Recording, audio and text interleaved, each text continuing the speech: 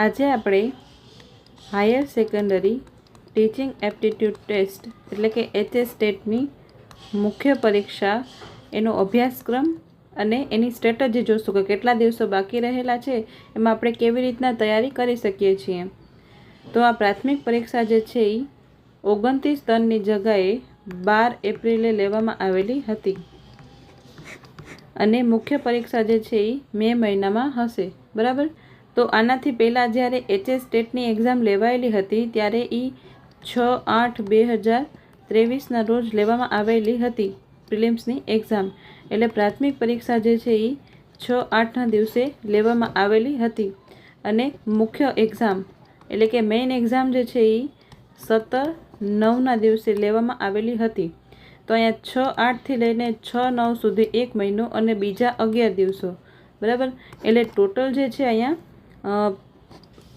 આગલા વર્ષે 1 મહિનો અને 11 દિવસનો ગેપ જે છે એ પ્રાથમિક પરીક્ષા અને મુખ્ય પરીક્ષા વચ્ચે હતો. આ વખતે પણ એવી જ રીતના હોઈ શકે. 1 મહિનાનો ગેપ તો આપશે જ. અહીંયા 12 એપ્રિલે પ્રિલિમ્સ એટલે કે પ્રાથમિકની પરીક્ષા હતી, તો 12 મે સુધી 1 મહિનો અને પછીના 11 દિવસો. બરાબર. એટલે 22 મે 22 અથવા તો 23 મે અથવા તો આપણે એમ પણ કહી શકીએ કે 15 અથવા તો 20 તારીખની વચ્ચે જે છે એ તમારી એક્ઝામ હશે. બરાબર. મે મહિનામાં 15થી 20 તારીખની વચ્ચે. બરાબર. અને આજે જે છે એ 15 એપ્રિલ છે. બરાબર. અને 15 મે સુધીનો આપણે ટાઈમ ગણીએ તો તમારી પાસે જે છે એ 1 મહિનો છે. 1 મંથમાં તમારે પ્રિપરેશન કરવાની છે. બરાબર. એટલે કે અહીંયા 30 દિવસમાં પેપર 1 અને પેપર 2 કરવાનું છે. પેપર 2 અર્થશાસ્ત્ર. એમાં અર્થશાસ્ત્રમાં ધોરણ 11 અને 12નો જે અભ્યાસક્રમ છે એમાંથી જ ક્વેશ્ચન હશે, પણ એની કઠિનતાનું લેવલ જે છે એ અનુસ્નાતક કક્ષાનું હશે, એટલે પોસ્ટ ગ્રેજ્યુએશન લેવલનું હશે. એટલે અહીંયા નોટિફિકેશનમાં પણ આગળ લખેલો છે એ હું તમને બતાવીશ કે આમાં જે છે એ કોન્સેપ્ચ્યુઅલ ક્લેરિટી વધારે હોવી જોઈએ. આપણામાં ક્વેશ્ચનને સોલ્વ કરવા માટે કોન્સેપ્ચ્યુઅલ ક્લેરિટી હોવી જોઈએ. અને અમુક ક્વેશ્ચન જે છે એ ટ્રિકી ક્વેશ્ચન પણ પૂછાશે. બરાબર. એટલે અટપટા સવાલ પણ પૂછાશે, તો એને પણ આપણે સોલ્વ કરી લેવા જોઈએ. એટલે અહીંયા જે છે એ અભ્યાસક્રમ જે છે એ ધોરણ 11 અને 12નો હશે, પણ એની કઠિનતાનું લેવલ. બરાબર. એટલે અટપટા ક્વેશ્ચન પણ અહીંયા હોઈ શકે છે. કઠિનતાનું લેવલ જે છે એ અનુસ્નાતક કક્ષાનું હશે. એટલે અહીંયા જે છે એ આપણા પાસે ડીપ અન્ડરસ્ટેન્ડિંગ માંગે છે કે આપણા પાસે કોન્સેપ્ટની ડીપ અન્ડરસ્ટેન્ડિંગ હોવી જોઈએ. એવી રીતના આપણે પેપર 2નો અભ્યાસક્રમ જોશું અને પેપર 1નો પણ અભ્યાસક્રમ જોશું. આ 30 દિવસમાં જે છે એ તમારે એક્ઝામની પ્રિપેરેશન કરવાની છે પેપર 1 અને પેપર 2 માટે. પેપર 1 માટે તમે રોજ 2 કલાકનો સમય ફાળવો. બરાબર. એમાં જે છે એ નિબંધ છે, પછી પત્રલેખન છે, પછી સંક્ષેપીકરણ. સંક્ષેપીકરણ તો તમે ત્યારે જ પેપરમાંથી પણ તેનો 1/3 સારાંશ કરીને તમે લખી શકો છો. પછી નિબંધ છે, પત્ર છે, એ તમારે મૌલિક રીતે લખવાનો હોય છે, તો એ પણ તમે રોજની 2 કલાકની પ્રેક્ટિસથી સારો કરી શકો છો. એમાં તમે ક્લેરિટી લઈ આવી શકો છો. અને આપણે પેપર 2ની વાત કરીએ તો એમાં 11 અને 12નો સિલેબસ છે. ધોરણ 11 અને 12નો. તો ધોરણ 11 અને 12નો સિલેબસ કરી લ્યો તમે. એની સાથે સાથે તમારે લખવાનું પણ છે. તમારે લખીને અને તમારું શુદ્ધ લેખન કરવાનું છે અને તમે ઝડપી લખી શકો એવી રીતના પણ તમારે પ્રેક્ટિસ કરવાની છે કે પરીક્ષાના 3 કલાકમાં તમે બધા જ ક્વેશ્ચનના જવાબ જે છે એ આપી શકો. બરાબર. એવી રીતના તમારે તૈયારી કરવાની છે. બરાબર. અને પેપર 2 માટે રોજની 3 કલાક આપો કે 3 કલાકમાં તમારે 3 કે 4 ક્વેશ્ચન જે છે એ અર્થશાસ્ત્રના મોટા લખી નાખવાના. પહેલાં તમારે શું કરવાનું કે તમારે અર્થશાસ્ત્રના કોન્સેપ્ટ જે છે એ વાંચવાના. પછી જે છે એ તમારે મોઢે બોલવાની પ્રેક્ટિસ કરવાની કે તમને એ કોન્સેપ્ટ જે છે એ કેટલા આવડેલા છે. અને એના પછી તમે પેન પેપર લઈને એ કોન્સેપ્ટ જે છે ને તમારા શબ્દોમાં તમે એને લખવાનો પ્રયાસ કરો. બરાબર. એવી રીતના તમે કોન્સેપ્ટને ક્લિયર કરીને તમે પેન પેપરમાં લખો પછી. બરાબર. તમે તમારું રિવિઝન જે છે એ સારી રીતના થશે. બરાબર. હવે આપણે જોઈએ અભ્યાસક્રમ.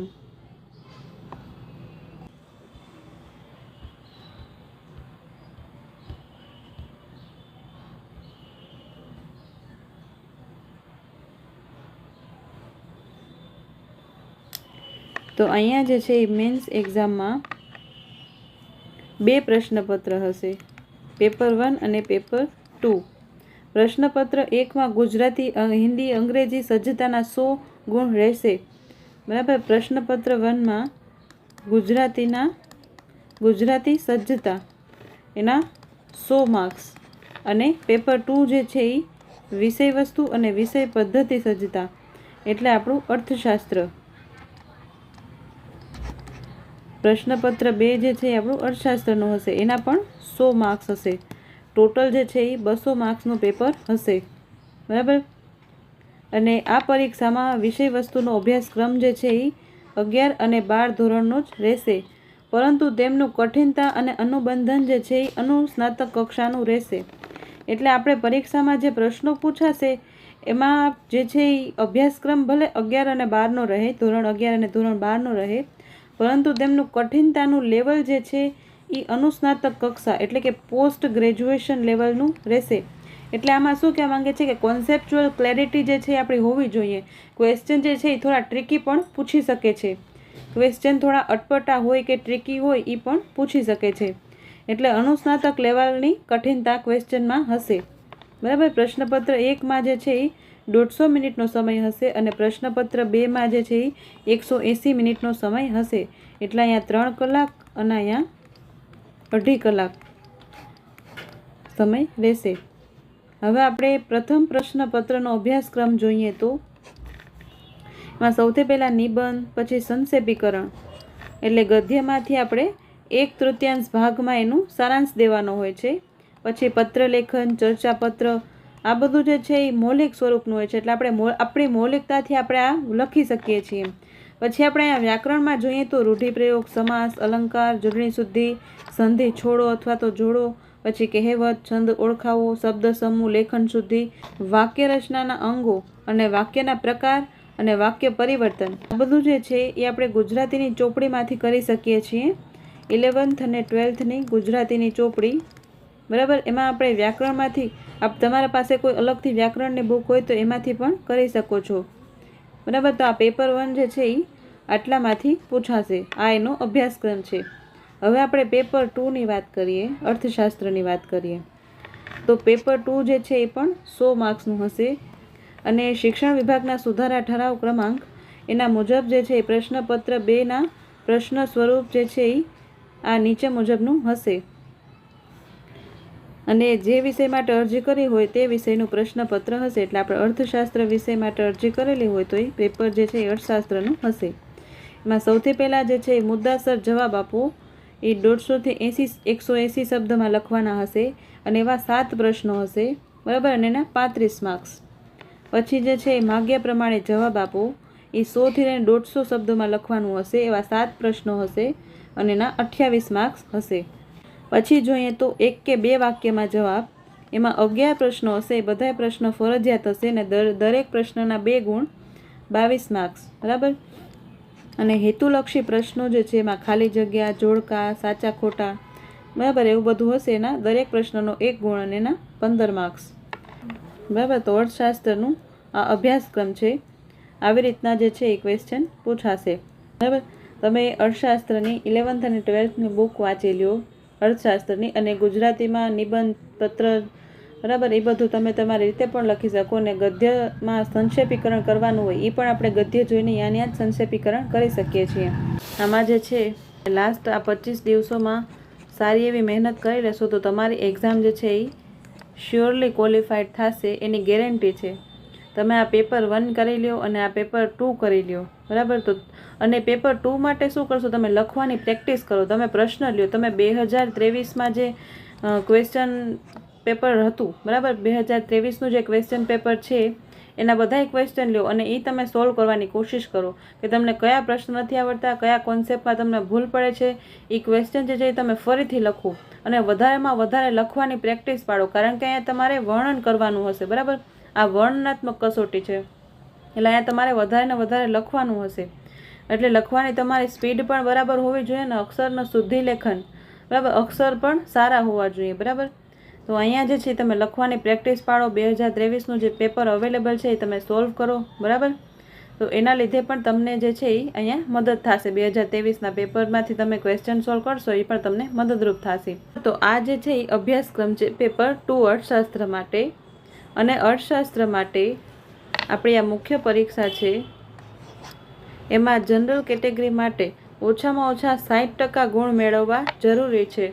એટલે આપણે ટોટલ 200 માર્ક્સનું પેપર હશે, એના 60% જોઈએ તો 120 માર્ક્સ તો તમારે લઈ આવવાના છે. બરાબર. ઓછામાં ઓછા 60% ઉમેદવારોને મેરિટ લિસ્ટમાં સમાવેશ કરવામાં આવશે. એટલે 60% હશે ઓછામાં ઓછા તો એનું મેરિટ લિસ્ટમાં નામ આવશે. એટલે 120 માર્ક્સથી વધારે માર્ક્સ તમારે લેવાના છે. અને અનુસૂચિત જાતિ હોય, જનજાતિ હોય કે શૈક્ષણિક રીતે પછાત વર્ગ હોય એના માટે, અથવા તો નબળા વર્ગો, દિવ્યાંગ હોય એ કેટેગરીના ઉમેદવારોના કિસ્સામાં ઓછામાં ઓછા 55% ગુણ મેળવેલ હશે તો જ એનું નામ જે છે એ મેરિટ લિસ્ટમાં આવશે. બરાબર. એટલે અહીંયા તમારે 120થી વધારે માર્ક્સ લેવાના છે મુખ્ય પરીક્ષામાં. હવે આપણે આ અર્થશાસ્ત્રનો સિલેબસ જોઈએ. ધોરણ 11 અને 12નો જે અભ્યાસક્રમ છે એમાંથી જ મુખ્ય પરીક્ષામાં પ્રશ્નો આવશે. બરાબર. તો ધોરણ 11ના અર્થશાસ્ત્રમાં અર્થશાસ્ત્રનો વિષય પ્રવેશ, એમાં અર્થશાસ્ત્રની વ્યાખ્યા, એનું મહત્ત્વ, આંકડાકીય માહિતીનું મહત્ત્વ, આંકડાકીય માહિતીને આલેખ અને આકૃતિમાં રજૂ કરવું, એકમલક્ષી અને સમગ્રલક્ષી અર્થશાસ્ત્રનો અર્થ. બરાબર. એ પહેલા યુનિટમાં આવશે. પછી બીજા યુનિટમાં મૂળભૂત ખ્યાલો અને સંકલ્પનાઓ, એમાં કિંમત અને મૂલ્ય, એમાં અર્થ અને તફાવત, વસ્તુઓ, સેવા અને સાધનો, વ્યાપાર ચક્ર. બરાબર. એના અર્થ પ્રકારો, એમાં તેજી, ઓટ, મંદી, સુધારણા. પછી સંપત્તિ અને કલ્યાણ એટલે કલ્યાણલક્ષી અર્થશાસ્ત્ર. બરાબર. એમાં પેરેટો, પીગુ, કાર્ડોર હિક્સનો સિદ્ધાંત. બરાબર. એ બધા સિદ્ધાંત જે છે એ આવશે. પછીનું પ્રકરણ જે છે એ માંગ એટલે કે ડિમાન્ડ. એમાં માંગનો અર્થ અને માંગ વિધેય, પછી માંગના નિર્ણાયકો, માંગનો નિયમ, એની અનુસૂચિ, વિસ્તરણ, સંકોચન, વધારો ઘટાડો, માંગના નિયમના અપવાદો જેમ કે ગિફન ગુડ. બરાબર. એ માંગના નિયમના અપવાદો છે. પછી માંગના પ્રકારો, વ્યક્તિગત માંગ અને બજારની માંગ. પછી માંગની મૂલ્ય સાપેક્ષતા, એનો અર્થ અને એના પ્રકારો. મૂલ્ય સાપેક્ષ માંગ, માંગની આવક સાપેક્ષતા અને પ્રતિમૂલ્ય સાપેક્ષતા. એટલે માંગની મૂલ્ય સાપેક્ષતાના 5 પ્રકાર છે કે મૂલ્ય સાપેક્ષ માંગ, મૂલ્ય અનપેક્ષ માંગ, એકમને બરાબર મૂલ્ય સાપેક્ષ માંગ, સંપૂર્ણ મૂલ્ય અનપેક્ષ માંગ અને સંપૂર્ણ મૂલ્ય સાપેક્ષ માંગ. એવી રીતના 5 પ્રકારો છે. પછી માંગની આવક સાપેક્ષતા, એના 3 પ્રકાર. પ્રતિમૂલ્ય સાપેક્ષતા એટલે કે ક્રોસ પ્રાઇસ ઇલાસ્ટિસિટી. બરાબર. એ પણ આમાં પૂછાઈ શકે છે. પછી માંગની મૂલ્ય સાપેક્ષતા માપવાની પદ્ધતિઓ, એમાં ટકાવારી, ભૌમિતિક, કુલ ખર્ચની પદ્ધતિ. બરાબર. આ બધી જ પદ્ધતિ જે છે એ મેં એકમલક્ષી અર્થશાસ્ત્રના મેરેથોનના ક્લાસમાં જે છે એ સમજાવેલી છે. તમે એ વિડીયો પણ જોઈ શકો છો. એમાં હું લિંક જે છે એ ડિસ્ક્રિપ્શનમાં મૂકી દઈશ. પછી જે છે એ ચોથું પ્રકરણમાં પુરવઠો, એનો અર્થ, પછી પુરવઠા વિધેય, એના પ્રકારો, એના નિર્ણાયકો, પછી પુરવઠાનો નિયમ, અનુસૂચિ, વિસ્તરણ, સંકોચન પુરવઠામાં કેવી રીતના આવશે, વધારો ઘટાડો અને પુરવઠાના નિયમના અપવાદો. અને એમાં કિંમત નિર્ધારણ કે ડિમાન્ડ અને સપ્લાય જ્યાં હશે ત્યાં પ્રાઇસ અને ક્વોન્ટિટી એટલે કે કિંમત જે છે એ નિર્ધારિત થશે. બરાબર. પછી આપણે 5મું પ્રકરણ જોઈએ તો 5મા પ્રકરણમાં આવક અને ખર્ચના ખ્યાલો. એમાં આવકના ખ્યાલોમાં સરેરાશ આવક, સીમાંત આવક અને કુલ આવક એટલે કે એવરેજ રેવન્યુ, માર્જિનલ રેવન્યુ અને ટોટલ રેવન્યુ. પછી ખર્ચના ખ્યાલ, એમાં સ્થિર, અસ્થિર, કુલ ખર્ચ, સરેરાશ ખર્ચ, સીમાંત ખર્ચ, સરેરાશ સ્થિર ખર્ચ અને સરેરાશ અસ્થિર ખર્ચ. આ બધા જ વિડીયો જે છે મેં અપલોડ કરેલા છે. આ બધા જ કોન્સેપ્ટ જે છે એ સમજાવેલા છે. સરેરાશ ખર્ચ અને સીમાંત ખર્ચ વચ્ચેનો સંબંધ, ટૂંકા ગાળાનો અને લાંબા ગાળાનો. પછી જે મોડર્ન કોસ્ટ થિયરી જે છે એ પણ મેં સમજાવેલું છે. એ પણ વિડીયો તમે જોઈ શકો છો. એકમલક્ષી અર્થશાસ્ત્રના પ્લેલિસ્ટમાં આ બધા જ વિડીયો છે. પછી વાસ્તવિક ખર્ચ, વૈકલ્પિક ખર્ચ અને નાણાકીય ખર્ચ. બરાબર. પછી આપણે વાત કરીએ પ્રકરણ 6ની. તેમાં જે છે એ બજારો. એમાં બજારનું વર્ગીકરણ, બજારના ઘટકો એટલે આપણે બજાર જે છે એ કોને કહી શકીએ એનો અર્થ. પછી બજારનું વર્ગીકરણ જે છે એ સ્થાનના આધારિત, જથ્થાના આધારિત અને હરીફાઈના આધારિત. પછીમાં પૂર્ણ હરીફાઈ, અપૂર્ણ હરીફાઈ ને ઇજારાયુક્ત હરીફાઈ અને અલ્પસ્તક ઇજારાયુક્ત હરીફાઈના લક્ષણો. આ બધું જે છે એ મેં એકમલક્ષી અર્થશાસ્ત્રના પ્લેલિસ્ટમાં સમજાવેલું છે, તે તમે વિડીયો પણ જોઈ શકો છો. અને કોઈ કોન્સેપ્ટ તમને અલગથી સમજવો હોય તો તમે કમેન્ટમાં જણાવી શકો છો. પછી 7મું પ્રકરણ છે ભારતીય અર્થતંત્ર. એમાં પ્રાચીન ભારતનું અર્થતંત્ર, આઝાદી પૂર્વે ભારતીય અર્થતંત્ર, આઝાદી પછીનું ભારતીય અર્થતંત્ર, પછી વિકાસમાન ભારતીય અર્થતંત્રના લક્ષણો, બરાબર. આ બધું જે છે એ અર્થશાસ્ત્રના સિલેબસમાં આવે છે. પછી પ્રકરણ 8માં આર્થિક સુધારાઓ, કે 1991 જે છે એમાં આર્થિક સુધારાઓ એટલે કે ખાનગીકરણ, વૈશ્વિકીકરણ, ઉદારીકરણ, બરાબર. આ 3 જે છે એ મુખ્ય સુધારાઓ કરવામાં આવેલા હતા. અને પ્રત્યક્ષ વિદેશી મૂડીરોકાણ એટલે કે ફોરેન ડાયરેક્ટ ઇન્વેસ્ટમેન્ટ, એના વિશે પણ જોવાનું. પછી વિદેશ વ્યાપારની નીતિઓ અને સમસ્યાઓ, હમણાં જે છે એ નવી નીતિ, વિદેશ વ્યાપારની નવી નીતિ જે છે આવેલી છે 2021થી લઈને 2026 માટેની, અને એની સમસ્યાઓ.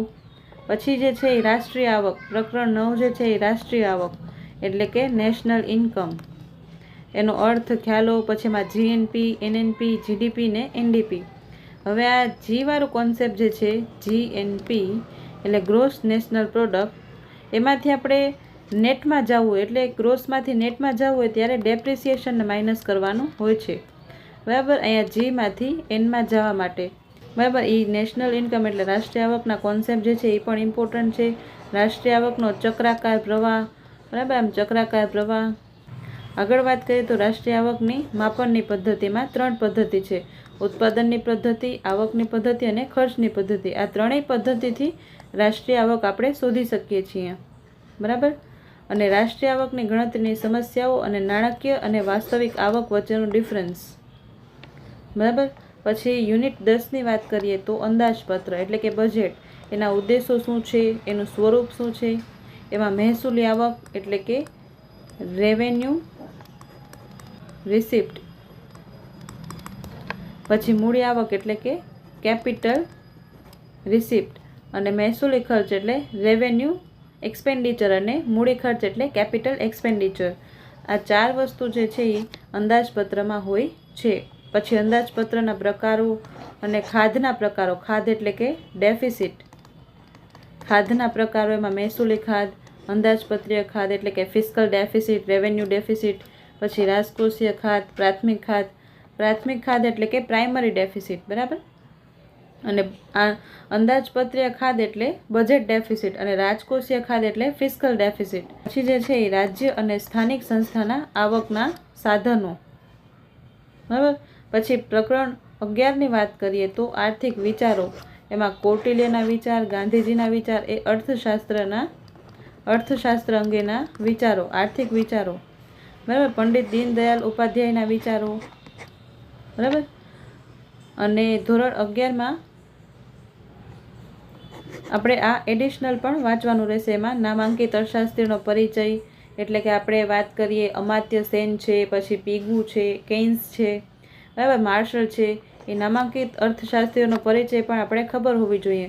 અને નોબેલ પ્રાઇઝ વિજેતા અર્થશાસ્ત્રીઓના નામ, બરાબર, એ પણ કરવાનું છે. અને ભારતના સફળ ઉદ્યોગપતિઓના નામ અને વિદેશી ચલણની માહિતી, આ પણ આમાં પૂછાઈ શકે છે.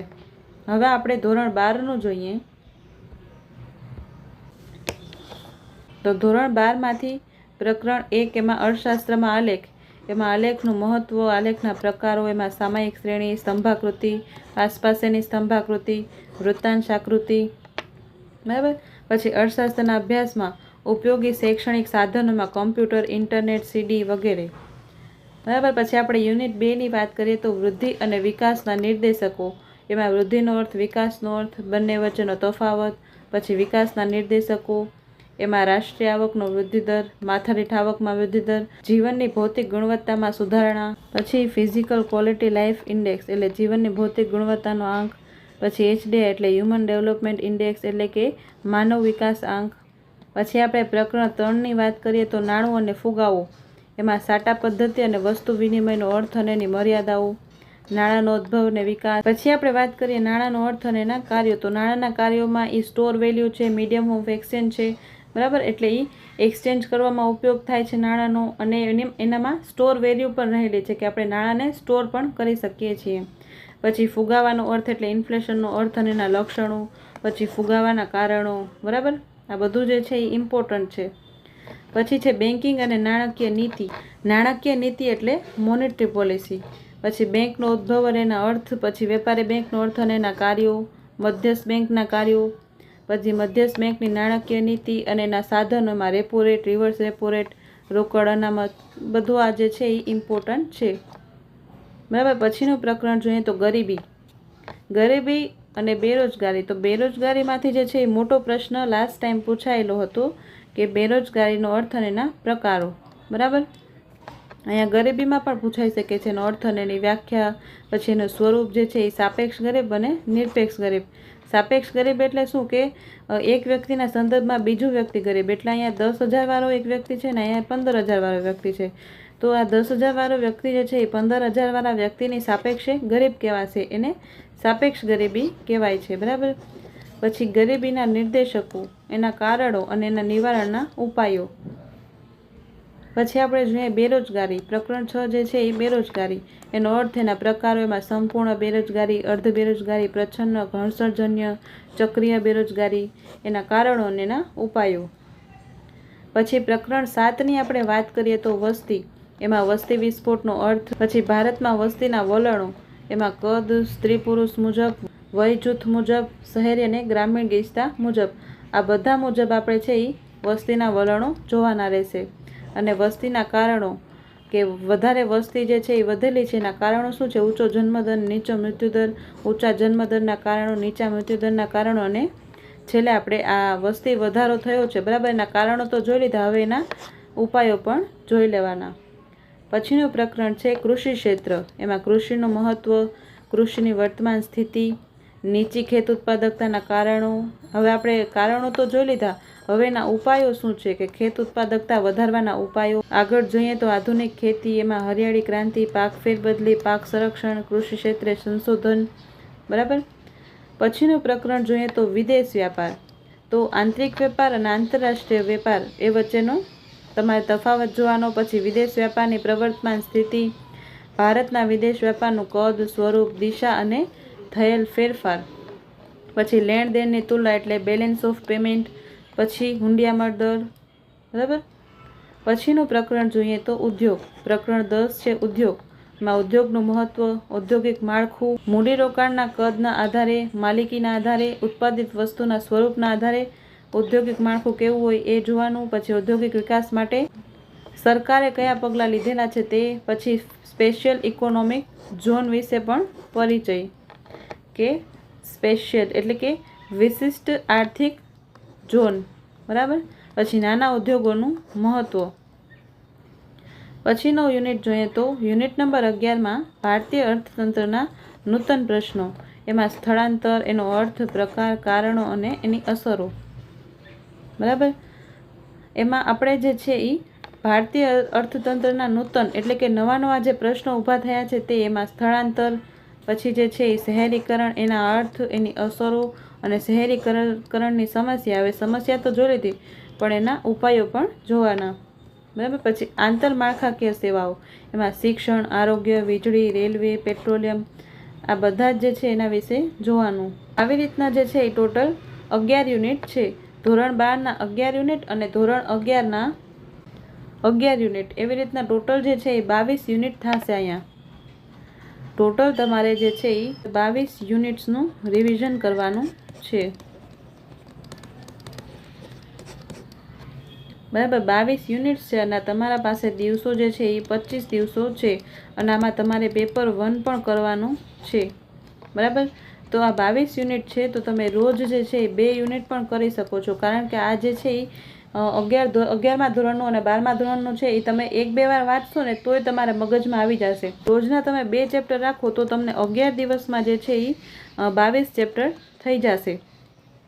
અને બીજા આપણે 11 દિવસ અને બીજા બાકી વધેલા 14 દિવસોમાં તમે પેપર 1નું પણ કરી શકો છો. અને અહીંયા 11 દિવસમાં તમે 2 ચેપ્ટર કરો અને સાથે સાથે પેપર 1માંથી રોજ તમે એક નિબંધ લખો અથવા તો બીજે દિવસે પત્ર લખો. એવી રીતના તમે એનું પણ મૌલિક વર્ણન કરીને પોતાની રીતે જે છે એ ગમે એક વિષય લઈને એના વિશે લખી શકો છો. અને બાકીના દિવસોમાં તમે પેપર 1માંથી જે વ્યાકરણ કરવાનું છે, સમાસ, બરાબર, રૂઢિપ્રયોગો, શબ્દ સમૂહ એ બધું પણ તમે વાંચી શકો છો. તમે રોજ થોડું વાંચશો, રિવિઝન વધારે ને વધારે કરશો તો તમને યાદ રહી જશે. બરાબર. તો આવી રીતના જે છે તમે તમારી પ્રિપરેશન કરીને આ એક્ઝામ જે છે એ ક્વોલિફાય કરી શકો છો. બરાબર. So happy learning, keep growing and thanks for watching.